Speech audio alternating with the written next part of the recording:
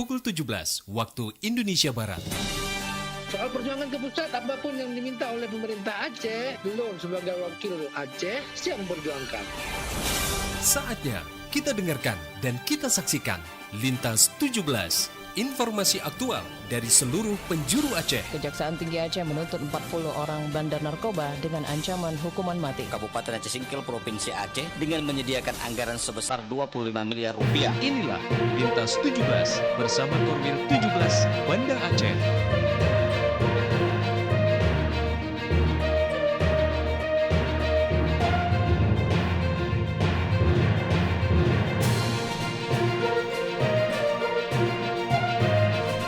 Assalamualaikum warahmatullahi wabarakatuh. Dari Jalan Sultan Iskandar Muda 13 Banda Aceh, saya Safrian Saputrakin bersama presenter dari RRI Sekorwil Nusantara 17 Banda Aceh melabuh Takengon, Sabang dan Singkil mengantarkan Lintas 17 siaran berita berjaringan menyajikan informasi aktual yang terjadi di berbagai penjuru Aceh. Edisi hari ini Kamis 1 Januari 2026.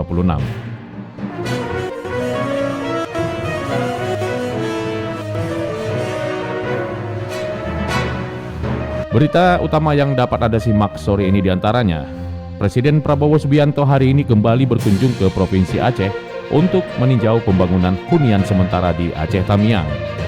Kemudian malam pergantian tahun di Banda Aceh tanpa pesta kembang api.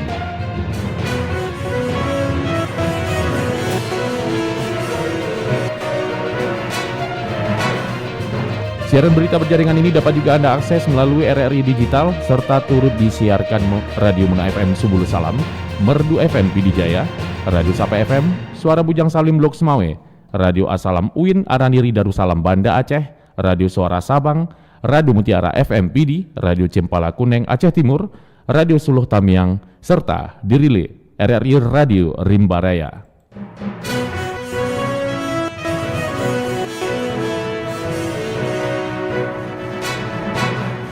Baiklah saudara, berita pertama kami mulai dari Kutaraja, Banda Aceh.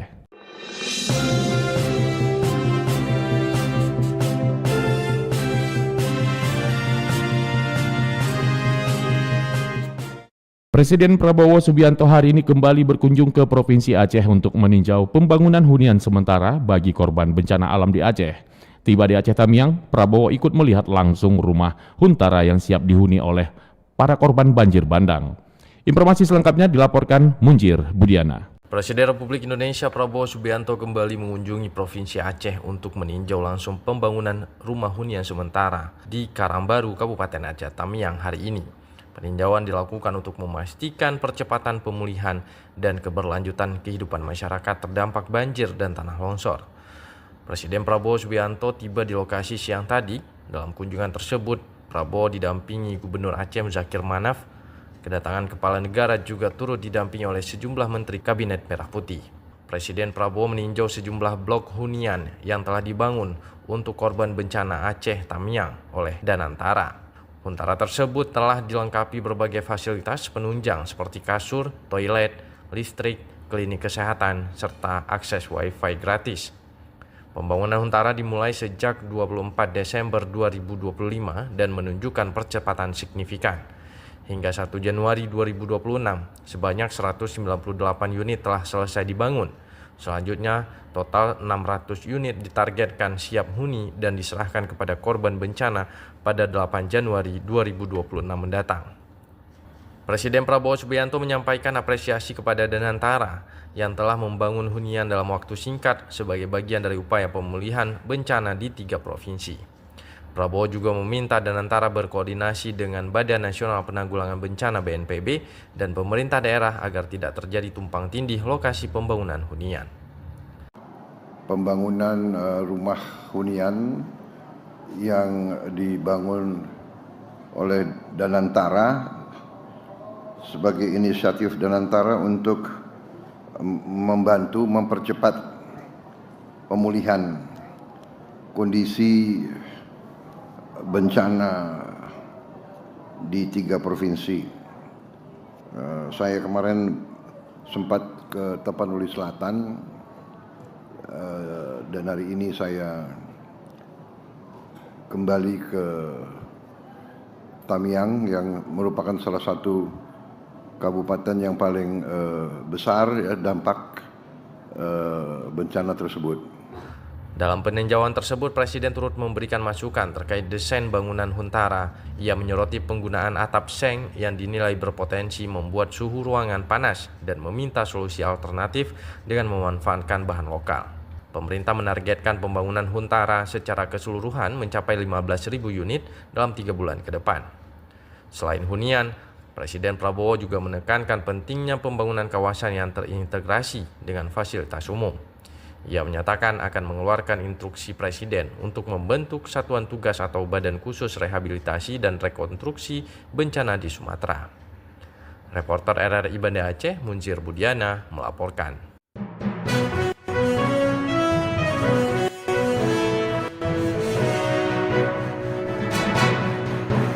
Wali Kota Banda Aceh memastikan tidak ada perayaan Malam Tahun Baru 2026 di Kota Banda Aceh. Informasi selengkapnya dilaporkan rekan Sadli.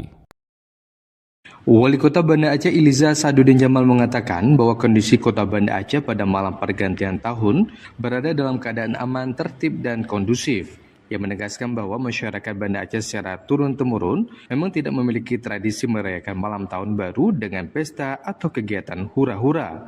Menurut Iliza, selain faktor budaya dan nilai religius yang kuat di tengah masyarakat Banda Aceh, akhir tahun 2025 di sejumlah daerah di Indonesia juga sedang dilanda musibah besar. Sehingga momentum pergantian tahun harus dimaknai dengan perenungan dan empati.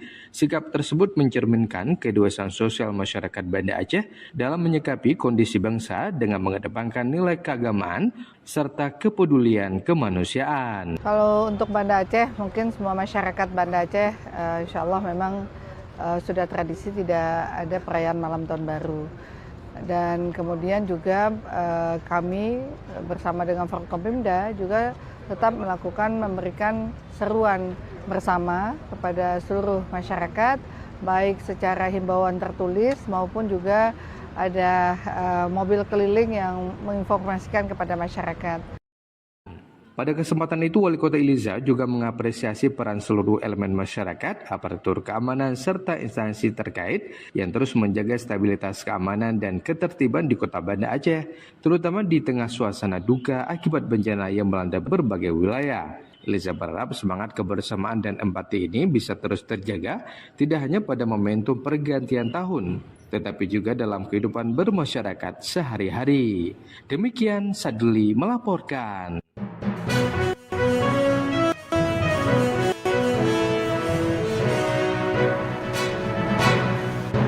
Pendengar, Bupati Aceh Besar memastikan pasar hewan Sibreh siap digunakan pada awal tahun. Informasi selengkapnya kembali dilaporkan rekan Sadli. Pemerintah Kabupaten Aceh Besar memastikan pasar hewan Sibreh di Kecamatan Sukamamur akan segera diresmikan agar bisa digunakan secepatnya oleh masyarakat. Bupati Aceh Besar Muharram Idris menyampaikan, sebelum dilakukan peresmian pasar hewan tersebut pada awal tahun 2026, maka perlu secepatnya dilakukan penataan akses jalan menuju kawasan pasar agar kembali disterilkan. Menurutnya, kelancaran lalu lintas di sekitar pasar harus menjadi perhatian utama sehingga aktivitas jual beli hewan ternak tidak mengganggu pengendara maupun masyarakat sekitar. Muharram Idris juga menyampaikan rasa syukur atas rampungnya pembangunan pasar hewan Sibreh yang selama ini dinantikan masyarakat. Menurutnya, pasar hewan tersebut merupakan salah satu fasilitas strategis untuk mendukung aktivitas ekonomi masyarakat, khususnya para peternak dan pedagang ternak di Kabupaten Aceh Besar. Tata kelola dan juga kebersihannya, dan insya Allah mungkin minggu depan kita akan melakukan launching ya, supaya ini bisa digunakan langsung oleh masyarakat, dikarenakan masyarakat selama ini menggunakan tanah sebelah itu hancur, itu becek kan, itu mobilnya banyak yang sangkut ya. Jadi mudah-mudahan insya Allah minggu depan sarewan ini bisa digunakan dengan maksimal, dan juga kedepannya kita akan membenah juga secara lebih maksimal, dan kita akan membuka lahan parkir di belakang. Lebih lanjut, Muharram Idris menambahkan, pemerintah Kabupaten Aceh Besar menargetkan peresmian atau launching pasar hewan Sibreh ini akan dilakukan dalam waktu dekat, tepatnya pada pekan depan. Dengan demikian, pasar tersebut dapat segera dimanfaatkan secara optimal oleh masyarakat. Muharam Idris menjelaskan, Pemkab Aceh Besar juga merencanakan pengembangan lanjutan pasar hewan tersebut dengan lebih maksimal, termasuk menyediakan lahan parkir yang memadai guna menghindari kemacetan di jalur keluar masuk pasar hewan tersebut. Bupati Muharam mengharapkan dengan penataan yang terencana dan pengelolaan yang baik, pasar hewan Sibret dapat menjadi pusat transaksi ternak yang tertib, bersih, dan nyaman. Selain itu, keberadaan pasar ini akan mampu meningkatkan kesejahteraan peternak serta mendorong pertumbuhan ekonomi masyarakat Aceh Besar secara berkelanjutan. Demikian Sadli melaporkan.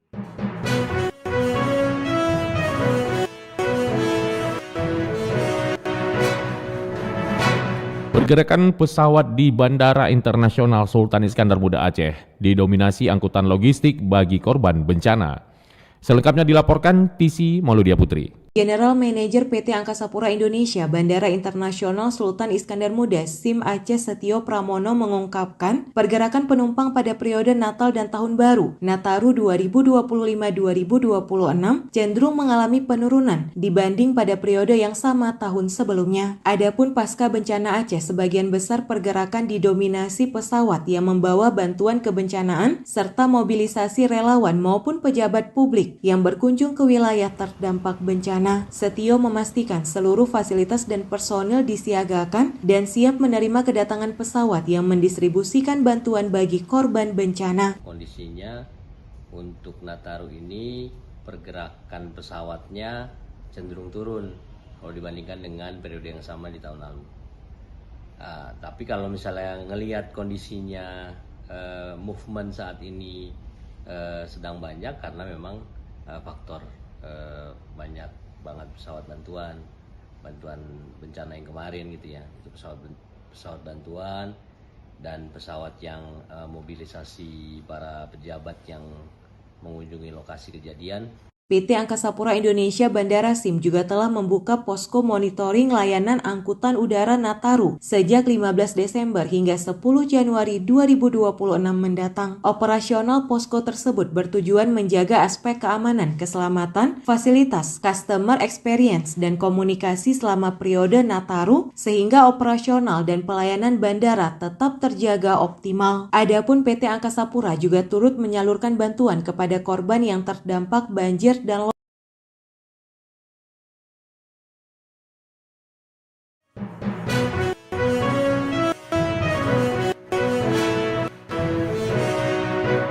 Baik pendengar, Universitas Syah Kuala salurkan berbagai kebutuhan dasar masyarakat terdampak bencana, termasuk pemenuhan kebutuhan air bersih dan layanan kesehatan. Selengkapnya kembali dilaporkan rekan TC Mauludia Putri.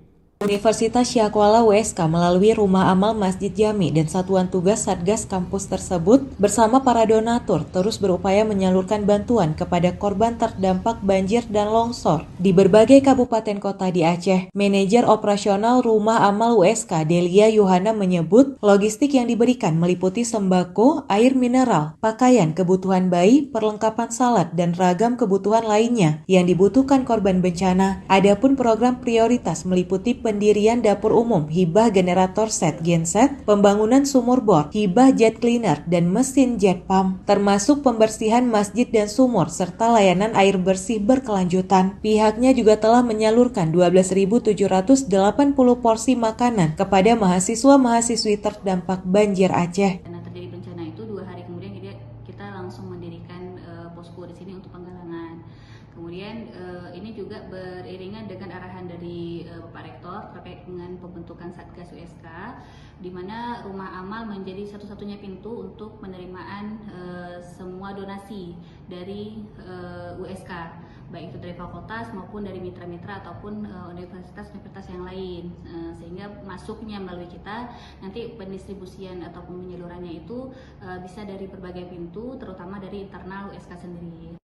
Universitas Syah Kuala turut menerima bantuan logistik kemanusiaan dari Kementerian Pendidikan Tinggi, Sains dan Teknologi yang dikelola oleh Satgas USK untuk respons Senyar Aceh mencakup 4.114 jenis logistik seperti tandon atau toren, bahkan perlengkapan pendukung operasional tim di lapangan. Relawan Rumah Amal Masjid Jami USK berkolaborasi dengan Bulan Sabit Merah Indonesia, BSMI, serta pengurus daerah Ikatan Apoteker Indonesia, PDIAI Aceh juga memberi pelayanan kesehatan gratis bagi korban bencana. Dari Banda Aceh, Tisi Melidia Putri, Pro 3 RRI terus mengudara untuk Indonesia.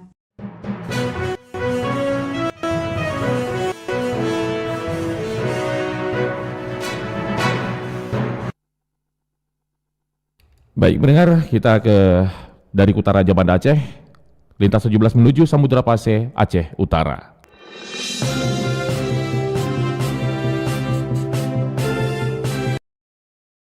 Ikatan Pemuda Sosial Masyarakat LPSM Aceh Utara awali tahun baru dengan aksi sosial bersihkan dayah di Langkahan yang terdampak banjir. Berikut Maimun Akbar melaporkan.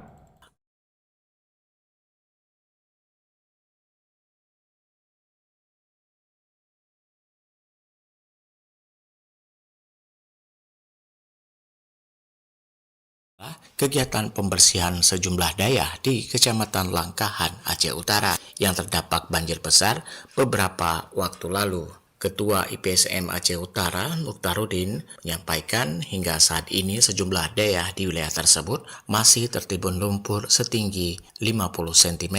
Kondisi itu menyebabkan aktivitas belajar mengajar para santri terhenti karena ruang belajar, asrama, serta fasilitas pendukung belum bisa digunakan. Melihat kondisi tersebut, IPSM bersama para santri dan pengelola daerah turun langsung melakukan gotong royong pembersihan lumpur. Aksi ini dilakukan agar daya dapat segera kembali difungsikan sebagai pusat pendidikan dan pembinaan keagamaan bagi para santri. Pembersihan daya di Langkahan dan di Tanah Jamwai. Yang pertama, infrastrukturnya rusak. Yang kedua, lumpurnya lebih daripada 50 cm.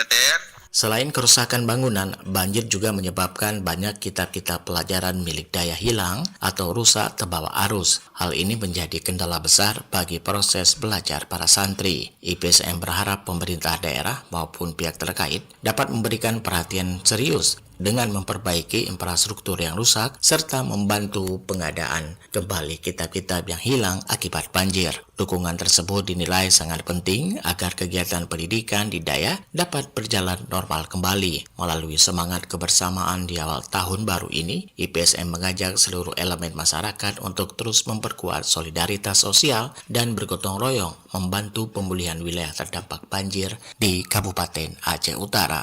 Maimun Akbar melaporkan. RR Loksmawe terus mengudara.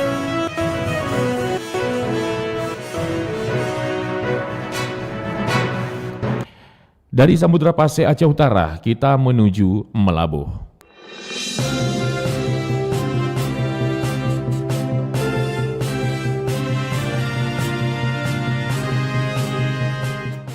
Pendengar, ID dan PDGI gelar pengobatan gratis pengantar Ikatan Dokter Indonesia dan Persatuan Dokter Gigi Indonesia Aceh Barat melalui tim relawan aksi tanggap bencana menggelar pengobatan gratis bagi masyarakat terdampak banjir. Kegiatan tersebut dilaksanakan di Gampung Ketambang, Kecamatan Pantai Cermen, Kabupaten Aceh Barat. Informasi selengkapnya dilaporkan Tama Maulizar. Ikatan Dokter Indonesia dan Persatuan Dokter Gigi Indonesia Aceh Barat melalui tim relawan aksi tanggap bencana menggelar pengobatan gratis bagi masyarakat terdampak banjir.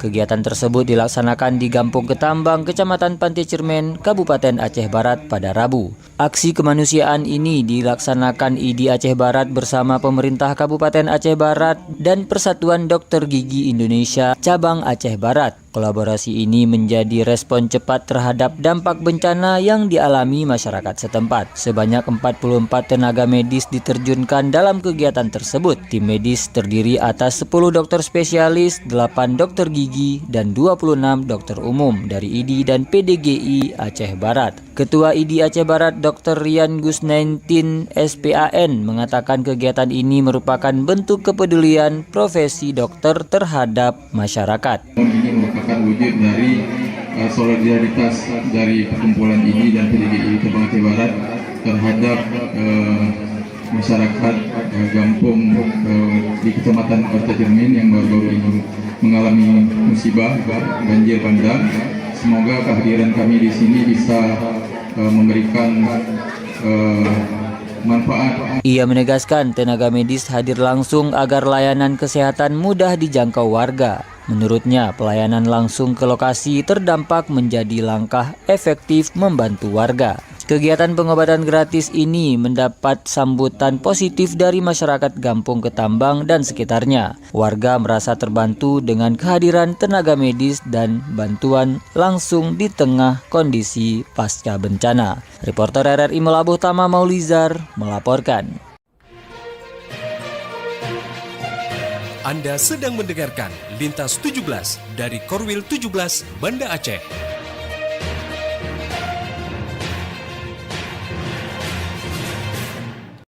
Kita telah menyimak berita-berita dari Kutaraja Banda Aceh, Lok Semawe dan Melabuh. Kami ajak Anda menuju 0 km Indonesia Pulau Weh.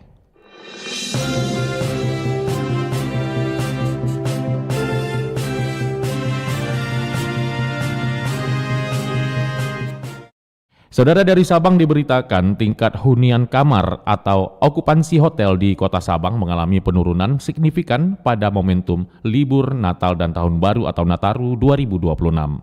Selengkapnya dilaporkan Irzam Maulana. Tingkat hunian kamar atau okupansi hotel Kota Sabang mengalami penurunan signifikan pada momentum libur Natal atau Tahun Baru 2026. Bencana banjir yang melanda sejumlah wilayah di daratan Aceh disinyalir menjadi pemicu banyaknya calon wisatawan membatalkan pesanan kamar secara massal. Kondisi sulit ini salah satunya dirasakan oleh Pacific Hotel Sabang. Resepsionis Pacific Hotel Raisul mengungkapkan tingkat hunian tahun ini berbanding terbalik dengan periode yang sama pada tahun sebelumnya. Penurunan ini terasa sangat kontras bagi para pelaku usaha perhotelan di pusat kota. Untuk di tanggal 1 ini kita kosong, dan untuk di tanggal 2 besok ada bookingan 3 kamar dari 27 kamar. Di tanggal 31 Desember kemarin kita ada 1 kamar.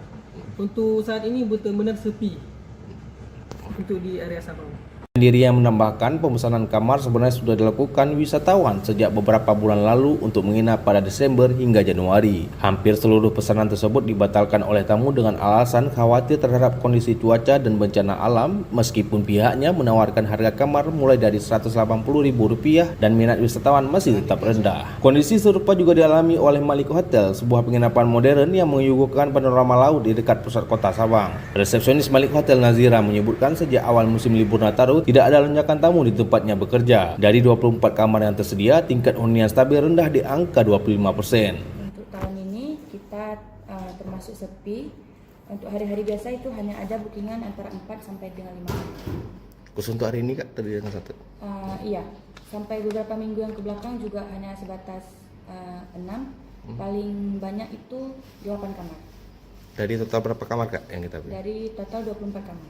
Penurunan okupansi ini menjadi tantangan berat bagi industri pariwisata di Pulau West Sabang. Meski upaya promosi melalui media sosial dan koordinasi dengan agen perjalanan terus dilakukan, laporan dari Biro Perjalanan juga menunjukkan minimnya kunjungan wisatawan ke Sabang. Demikian Irzam Maulana melaporkan.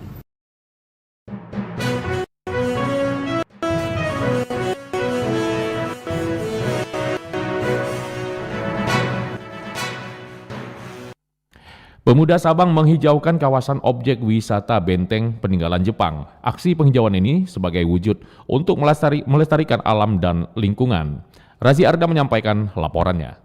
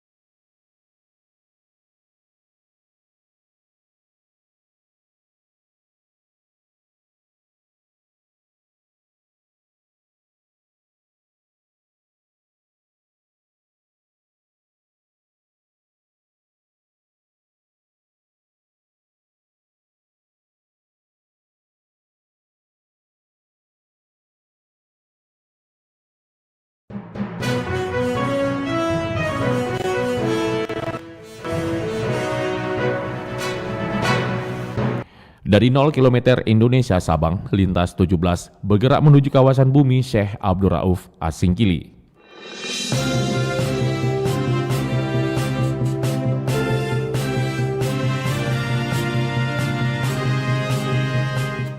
Pendengar, Dinas Kesehatan di Kabupaten Aceh Singkil melakukan fogging di pemukiman warga untuk mengantisipasi wabah penyakit pasca bencana banjir.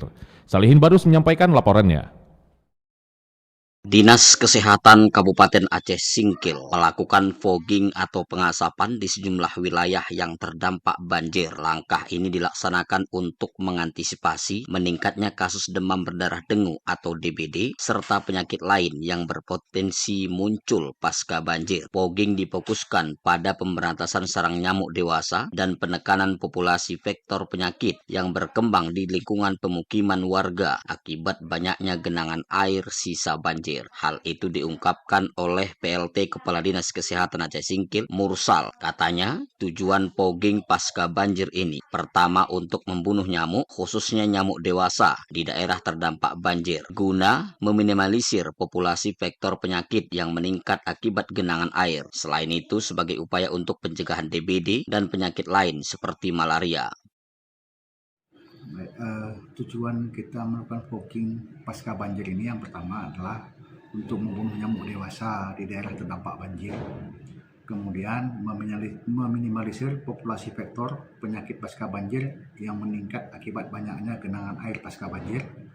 Ketiga, ada upaya pencegahan penularan penyakit DBD dan penyakit lainnya seperti malaria yang ditularkan melalui gigitan nyamuk di daerah terdampak banjir.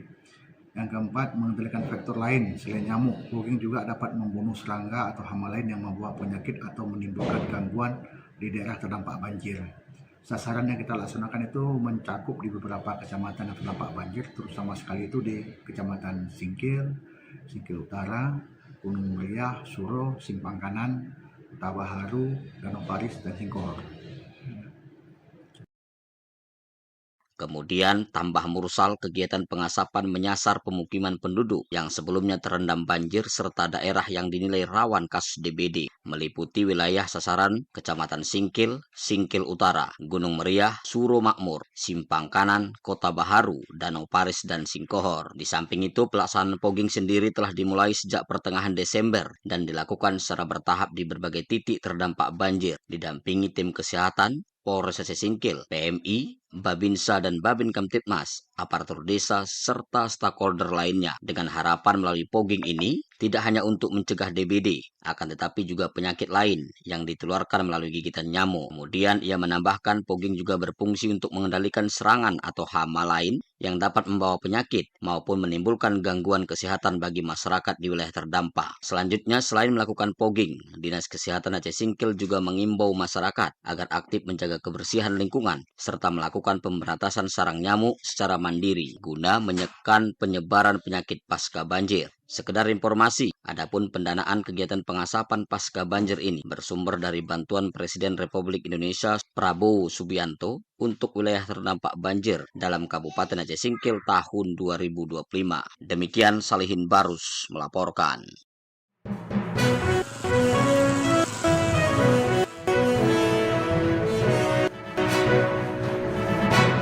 Saudara, dengan berakhirnya laporan tadi, berakhir sudah lintas 17 sore ini. Berita utama dari RRI sewilayah batas Lasar Korwil 17 Banda Aceh.